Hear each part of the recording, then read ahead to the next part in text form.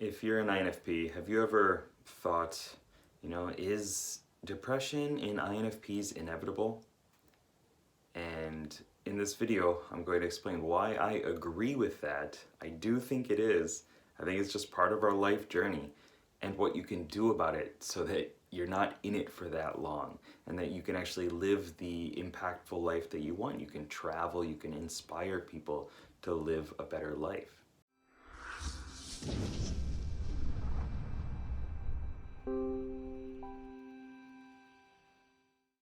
What's up, Game Changers? Sherman here from Geek Psychology, helping you find your true character and level it up so you can play life better.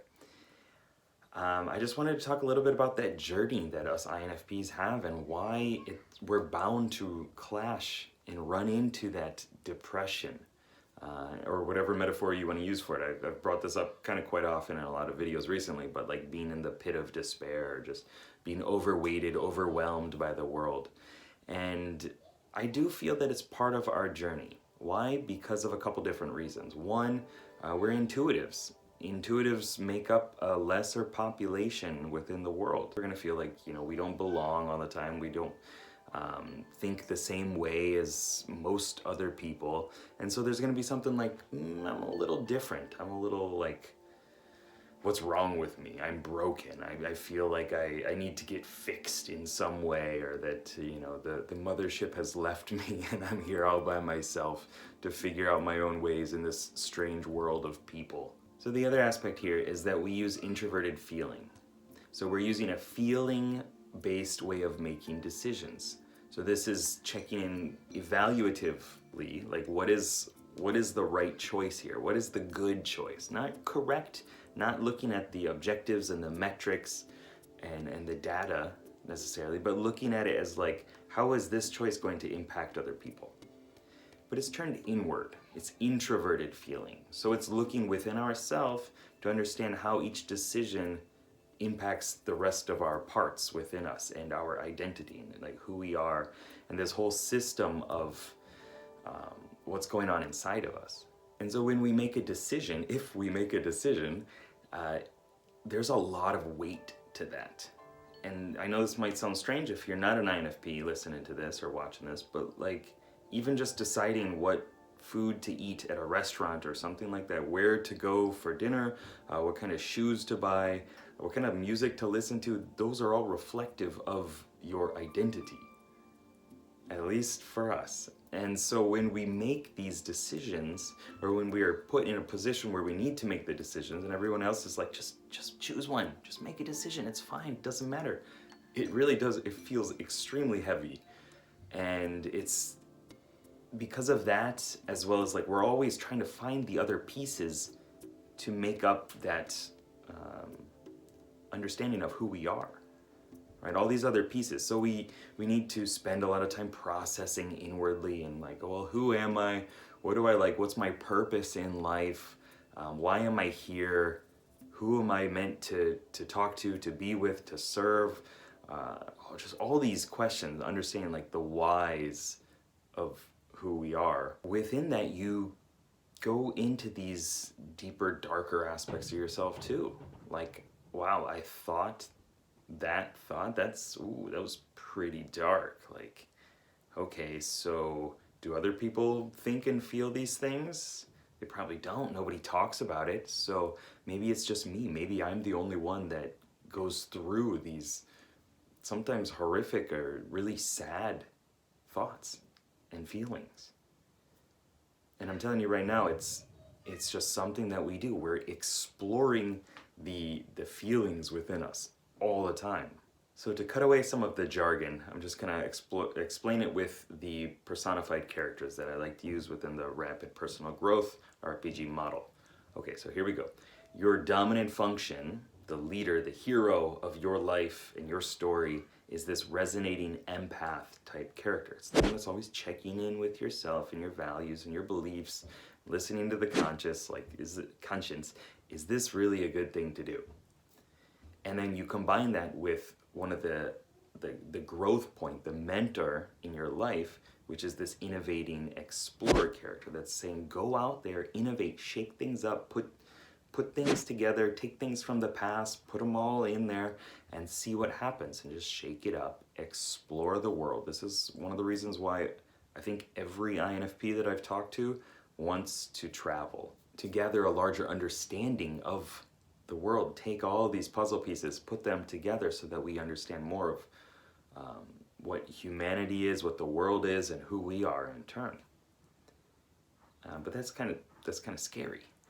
It's pretty scary to go out there and do that stuff. So we often go to our tertiary function, technically speaking. This is the stabilizing guardian in my terms. And this is kind of our newbie, our sidekick, our boy that's on the same journey as us to help us out. But he's not really there to help us grow like a mentor would be. He's not there to challenge us. He or she is there to support us, to take care of us, to protect us by looking at the past and saying, these are the things that happened in the past. That's what's going to happen in the future. You know, if you do the same things again, then this is what's going to happen. Or you did that stuff before, so you're going to fail again, of course. So don't do that. Don't challenge yourself. Your feeling assessment, your judgment was right. If you're like, why am I depressed?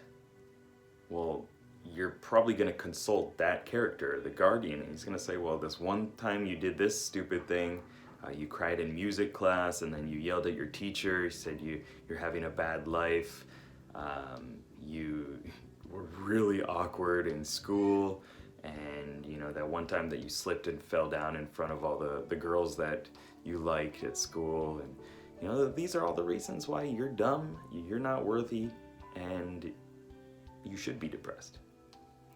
That's that voice. That's that voice that's telling you that stuff. So we need to go out there and we need to get more experiences, but it's hard. That back and forth is hard. To be like, I'm just gonna get more of those experiences that tell me that I'm not good enough? That doesn't sound fun at all. But it's part of the journey, it's part of the process. Because the more of those experiences you get, the more you realize that those little instances were not really that big of a deal. They're just things that happened. Now that you've gotten more experiences, because you've gone out there, you've challenged yourself, you've studied different schemas and picked up all these different aspects of life to understand yourself at a deeper level. You've tried new foods, you've done all these different things. Well, you realize that those little experiences that you had before are just like one-off, couple-off experiences, and in the broader picture is there to support you and teach you that you can cope, you can acclimate, you can grow into a more actualized version of yourself. So to bring it back, is depression inevitable for INFPs? I do feel it is. Because of how we're structured, we're always in our feelings, and it's easy to consult with our past and look at the past mistakes to affirm your negative viewpoint of yourself. And it's hard to take those actions to go explore and gain new patterns. So what can you do about it? Some things that really help me: travel, get out there, explore the world. Maybe not right now because we're in this coronavirus pandemic. You know, obviously got to be safe. Take this with a grain of salt right now, but things will get better. Traveling to learn more about how the world works, learn more about yourself. Learn that you can leave your comfort zone and you can have fun experiences, and then your comfort zone expands. And when you go back home, you don't really want that same life anymore. Now you have to challenge yourself to grow bigger. Working on forgiveness, forgiving other people, forgiving yourself. There's no need to hang on to that baggage that's just weighing you down. Let it go. You're only hurting yourself. You're only torturing yourself by carrying that stuff. So just let it go. I mean, you holding on to that baggage is not harming the person that you're not forgiving. They're walking around enjoying life as you're just suffering. Another one is to challenge yourself. Put yourself out there. I mean, this goes with traveling as well, but go to new contexts. Put yourself in situations where you need to test yourself to figure out who you really are and how you stand on these things, and not just keep it like a conceptual or feeling like a vagueness, but no, when I'm in these kind of situations, this is how I'm going to act. I'm the type of person that can do this, that can stand up for himself or a friend or somebody else. Stand up for the underdogs, like, because I've done it. I've put myself in that situation. That builds trust in yourself and your decisions. That trust in like who you are.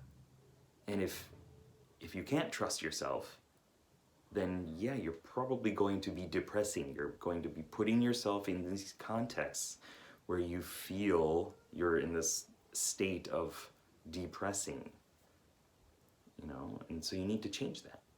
You need to get more circumstances, more experiences. A couple more, because I feel like I'm on a roll with this. I don't know, just want to talk about it. Is to learn about yourself. Just study the cognitive functions, study personality type, study those things, study your values, learn about creativity, learn neurolinguistic programming or something like to deal with your past, learn timeline work, learn how to set goals. Like all these aspects that we deal with and we struggle with are really important.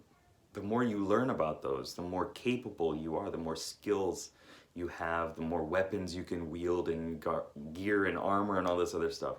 And you can actually take on those challenges in your life, the dragons in your life, by being equipped to deal with them. And another one is to work on your self-talk. In whatever way you're going to do it, like whether you call them incantations or affirmations, whatever it is, like when you say something negative to yourself, you're just hurting yourself. Work on getting rid of that. Just stop saying those things. Move the voice somewhere else. You know, do something else. Shake your body. Get it out of your system. Get it away.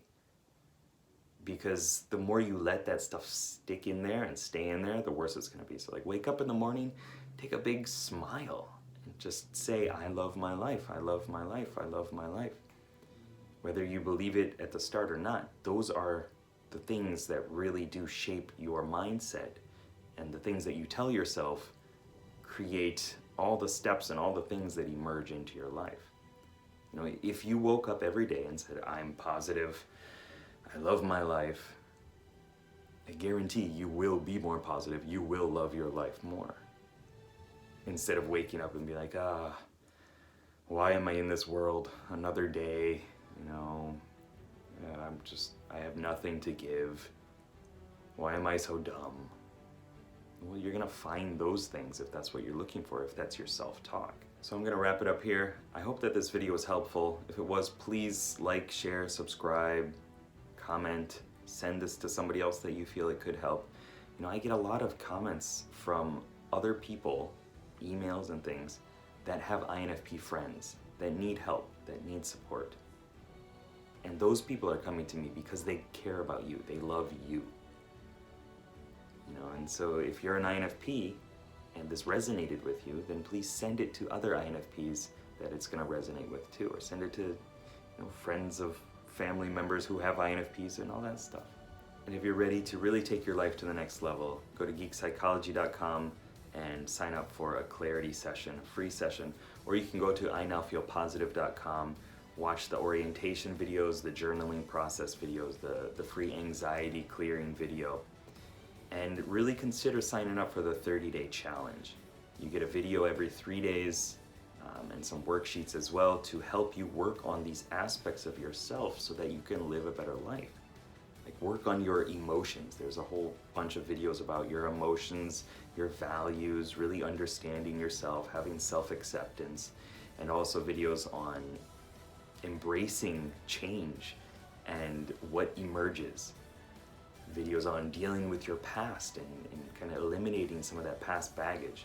And other videos on setting proper goals that are so easy that we can do it without a big challenge. You know, it's just, it comes a lot more easily if you know how to do it. And these are all things that I've spent a long time studying, things that I've implemented in my life to make me a happy person. I mean, I really do love my life, and I hope that everybody can experience that too. All right, so keep up the lifelong questing. Good luck, have fun. Peace.